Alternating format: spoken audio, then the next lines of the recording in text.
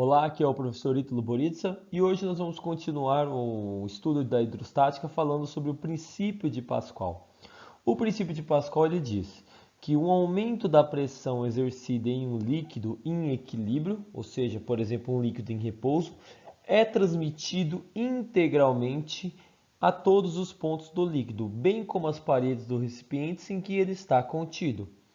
Por exemplo, se nós pegarmos dois tubos interligados um pelo outro, isso aqui é chamado de vaso comunicante, e nós preenchermos com líquido, ao se aplicar uma força F1 no êmbolo de área A1, que seria este êmbolo aqui, ó, aqui seria uma tampa, né, onde que pressiona esse líquido, a pressão exercida pela essa força, segundo o princípio de Pascal, ela diz que é transmitida integralmente. Então, essa pressão vai ser transmitida em todo o líquido, ou seja, ela vai ser transmitida para o segundo êmbolo, gerando uma força F2 em uma área 2.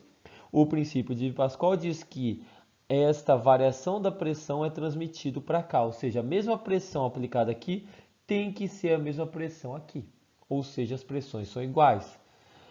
Como pressão é força sobre área, nós temos a seguinte relação. F1 sobre A1, que seria a pressão 1 aqui, é igual a F2 sobre a área 2, que seria a pressão aqui. Nós temos que o F1 é a força no êmbolo 1, A1 é a área do êmbolo 1, F2 é a força no êmbolo 2 e área 2 é a área do êmbolo 2. Esta equação aqui é utilizada na prensa hidráulica, para você multiplicar forças. Você vai perceber nos exercícios em que a região que possui a maior área vai ser a região em que terá a maior força. Ou seja, se essa área aqui, por exemplo, for 10 vezes maior, a força aqui será também 10 vezes maior. Então vamos lá para o exemplo sobre princípio de Pascal. Um adestrador quer saber o peso de um elefante.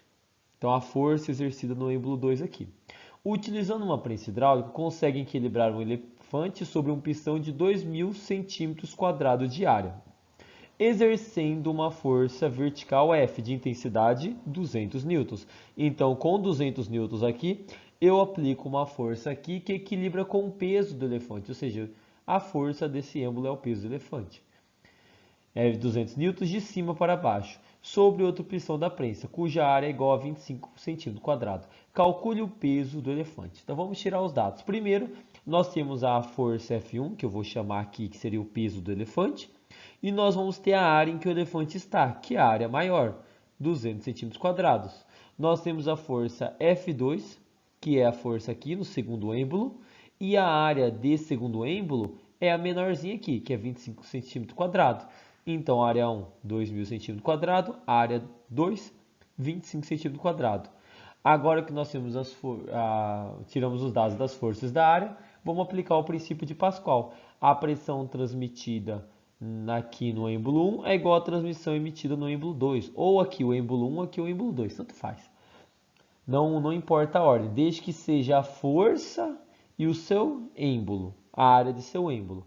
Por isso que aqui eu chamei aqui de F1 e A1. Então eu vou utilizar esses dados aqui. A força F1 vai ser o peso do elefante, que é o que eu quero descobrir. A área 1 é 2.000 centímetros quadrados. A força F2 é 200 e a área 2 do êmbolo menor é 25. Então está aqui a força sua respectiva área igual a força sobre sua respectiva área. Dá para dividir 200 por 25, isso aqui vai dar 8. E o 200 que está dividindo, ele vai passar multiplicando.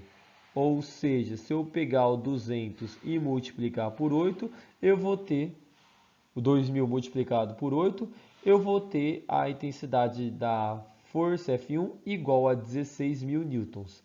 Essa daqui seria o peso do elefante. Lembrando que se ele quisesse calcular a massa do elefante, peso é a massa vezes a gravidade.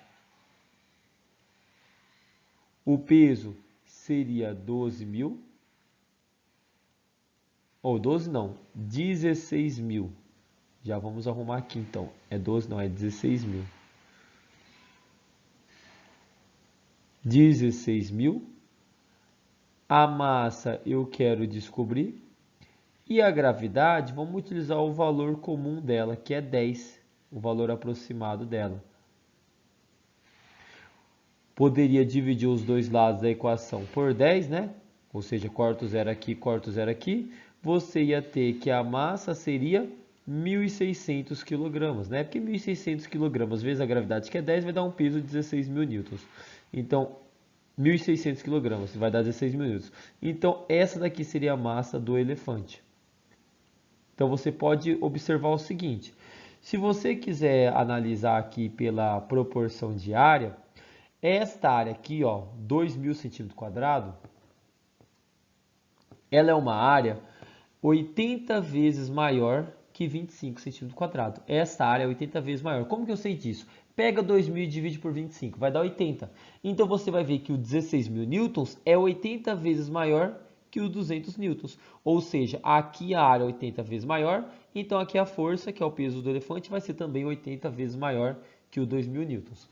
Qual é a desvantagem da prensa hidráulica, né? Porque com ela nós só vimos vantagem. Eu aplico uma força de 200 newtons e eu tenho uma força de 16.000 newtons. A desvantagem está no deslocamento. Aqui, por exemplo, não é uma força 80 vezes maior? Então aqui o deslocamento será 80 vezes menor. A desvantagem está justamente no deslocamento. Ou seja, para eu subir aqui 1 metro de altura do elefante, aqui eu teria que descer 80 metros. Ou seja, a região em que tem uma força 80 vezes maior vai ser onde o deslocamento vai ser 80 vezes menor. Essa daqui seria a desvantagem da prensa hidráulica. Então, na prensa hidráulica eu utilizo o princípio de Pascal. A equação que você irá utilizar será essa daqui. Lembrando que você tem que pegar a força sobre a sua respectiva área e igualar com a força sobre a outra respectiva área. Ele vai te dar 3 dados, como aqui ele deu F2, A1 e A2, e vai perguntar um dos dados, que é o F1.